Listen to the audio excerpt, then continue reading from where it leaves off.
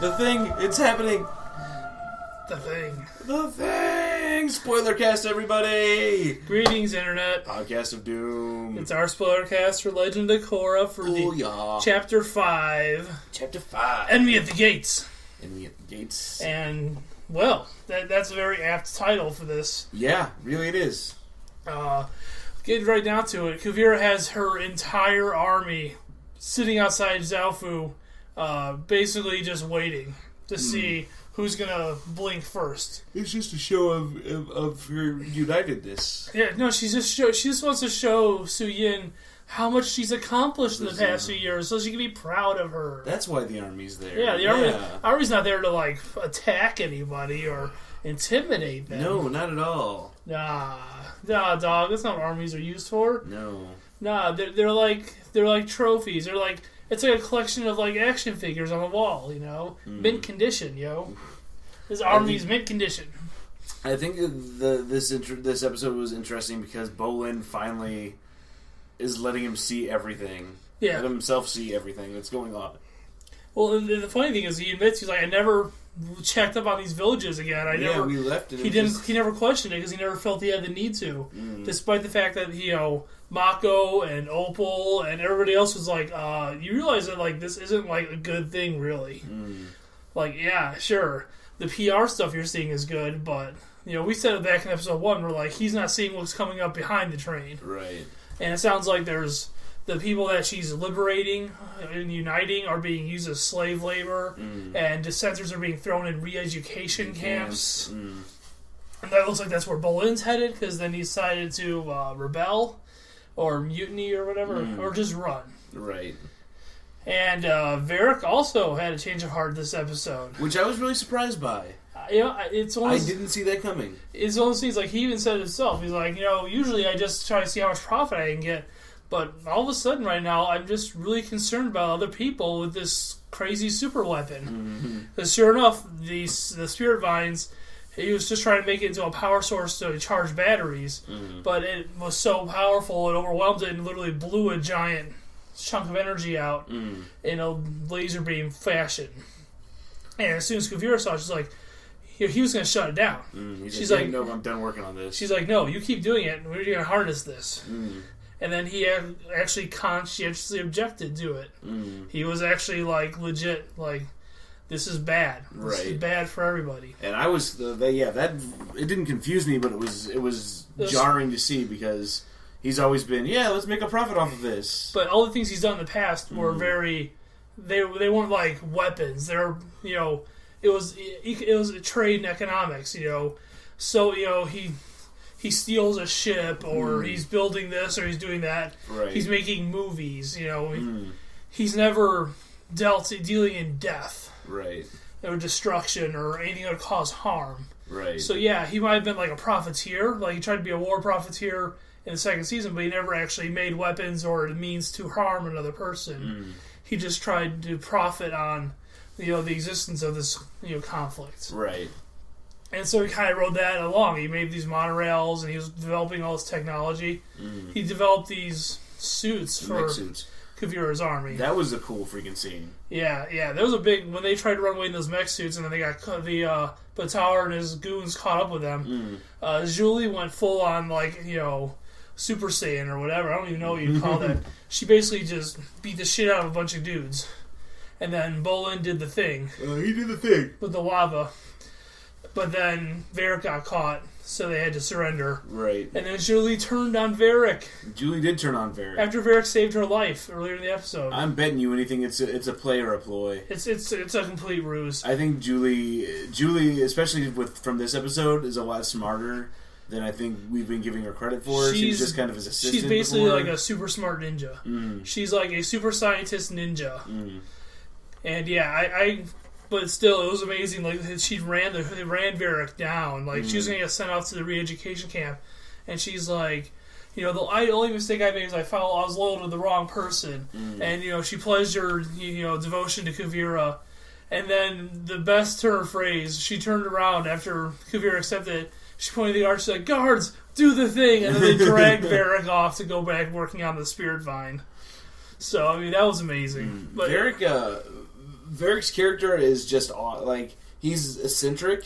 Where'd that hatch come from? Forget about the hatch. Yeah, forget about the hatch. You gotta get me out of here. The voices are back. Yeah, the head There's voices. exactly 7 Varrics of power in this machine. I know. Like everything is like or like the Julie the weighs 2 Julies. So you think it's twice as heavy as her, but then you find out that he's holding her. He's like, it's like wow, you weigh a lot of Julies. You need to lose some Julies. Yeah, maybe you're just weak. It's really so that stuff was fun and exciting, and then seeing Kuvira and Su Yin in the same room together was awkward, intense, and then of course their plan was to bring Bolin along to try to see if he couldn't be the more presentable face that Su Yin trusts him and the family likes him, and that backfired. Yeah, that backfired big time because then Su Yin took even more insult by having Bolin there. Like, you would dare to bring somebody that that my family cares about into this. You do it yourself. So that was pretty rough. And it's going to be war. It's going to be war. Su Yin put off her attack because Korra went and talked to her. Yeah, Su Yin, Korra shows up. We speculated that that's where she was going to go. She flew in with the kids. And after a brief reunion, she went to go talk to Kuvira to see if she could get her to stand down. Kuvira basically manipulated Korra. Like, straight up sweet-talked her into going back to Su Yin and trying to get Su Yin to stand down and saying, temporary truce. I won't move an inch. I won't flex a muscle until you come back and talk to me after talking to her. I mean, Kuvira... the thing I think I like that's so compelling about her is that she is a master manipulator in addition to being a very strong, military mind. But, sometimes people have strong military minds, but they can't lead. And they can't manipulate people to follow them even against their will. Korra was dead set on Kuvira being wrong. And Kuvira, in a very short time, managed to inject enough doubt into Korra to get her to maybe possibly consider Kuvira's side. And I found it fascinating because obviously Korra doesn't know everything that's been happening either, as far as like the camps and the way people are being treated. So she's kind of in that position Bolin is in. She's like just taking Kuvira at her word, and it's gonna be fascinating to see how that plays out because she went back to talk to Su Yin. And Su Yin and her twin sons had left to sneak in and try to take out Kuvira once and for all. Right, so that's how the next episode is going to start. Yeah, the episode ended on a cliffhanger with that. It's like, oh, you gotta be kidding me. But in addition to that, we got to spend some time in Republic City with Asami and their father, which I was... At first I was surprised, but then it makes sense that where she's at in her life, now that she's achieved her own success independent of him, in spite of what he did, that she might want to go back. At first she goes back because he keeps writing letters, she doesn't read them, and she wants to say to his face, I don't ever want to see you again, I don't want to talk to you. Yeah, I don't want to hear from you, I don't want you in my life. She wanted to cause him harm because he caused her harm, a real, kind of basic emotion most people have. And instead of feeling harm, he was just, really... he was understanding, but he was sad. And she's like, I didn't feel angry when I saw you, I felt sad. And then she goes to the park and sees a father and daughter playing Pai Sho, and obviously reminded her of her past. So he had said, you're the best thing I ever did in my life. I'm so proud of you.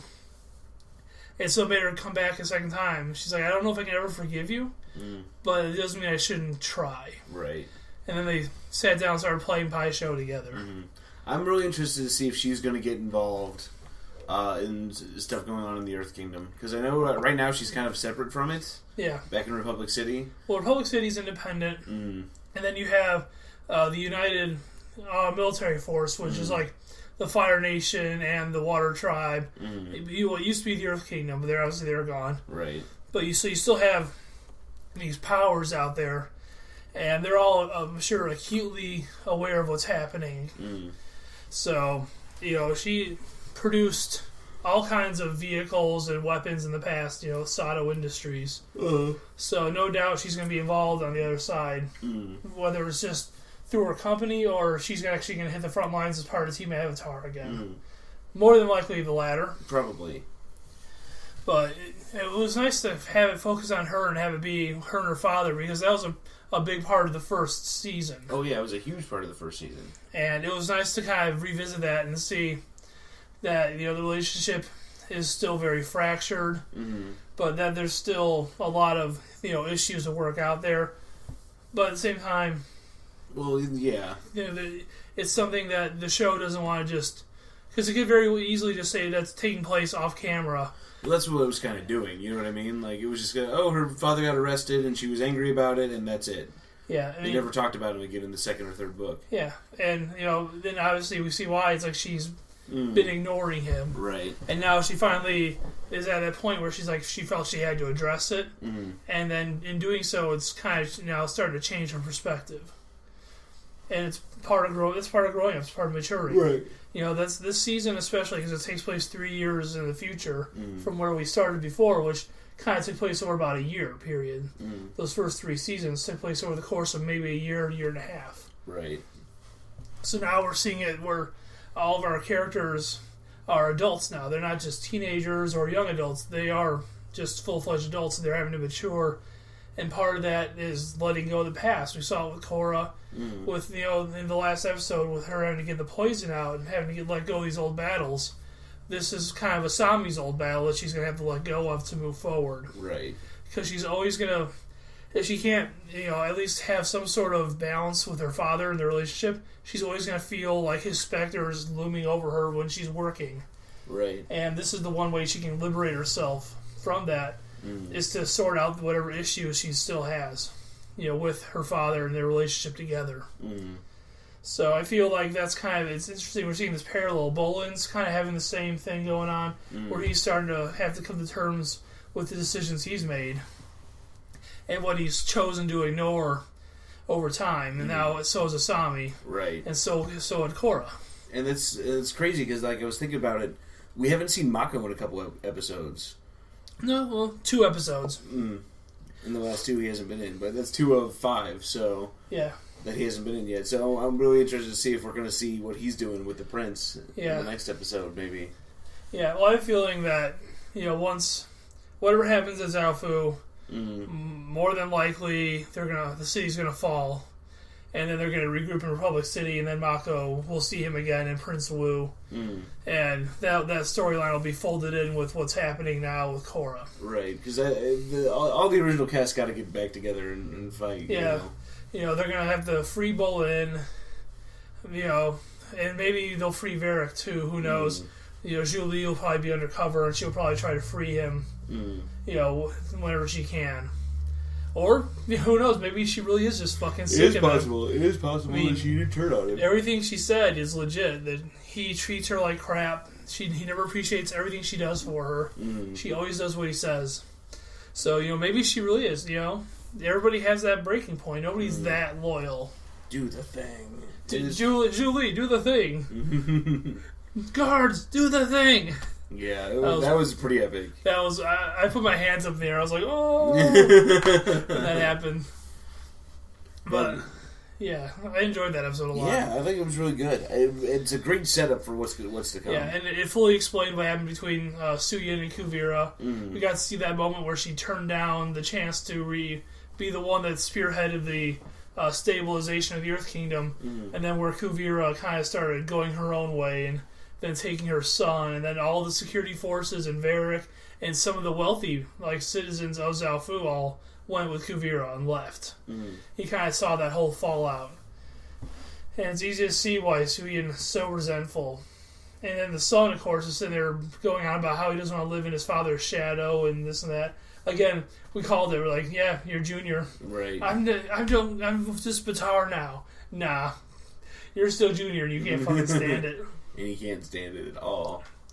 So, although definitely he's a bit more hardcore than we gave him credit for. When he went after Varric and Bolin and Julie in that mech suit, I mean, he was going to kill. He was totally okay if they resisted to the end. So he's not a bender, I don't think, right? No. Okay.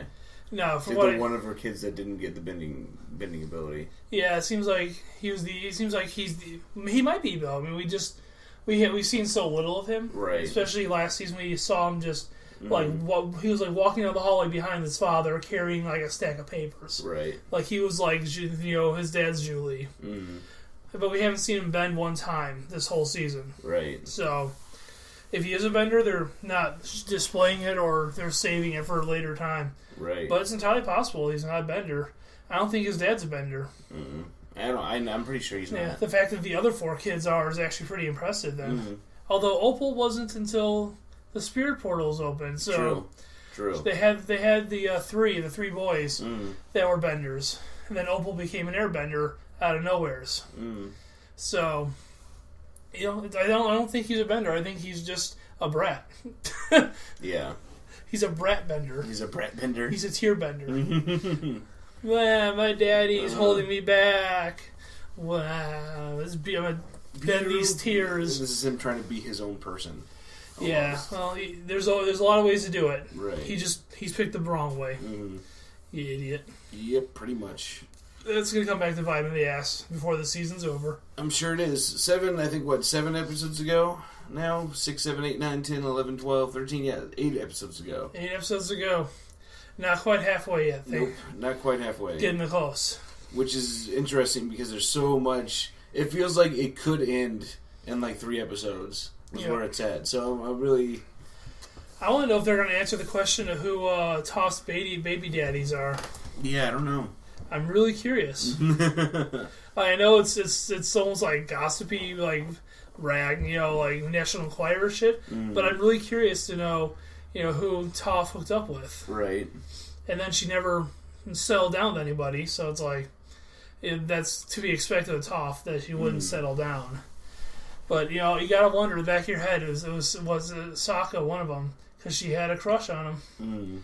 Like she really did have a pretty good crush on him, like all the time. So. Who knows? Maybe things didn't work out with Sokka and Suki. Maybe. You never know.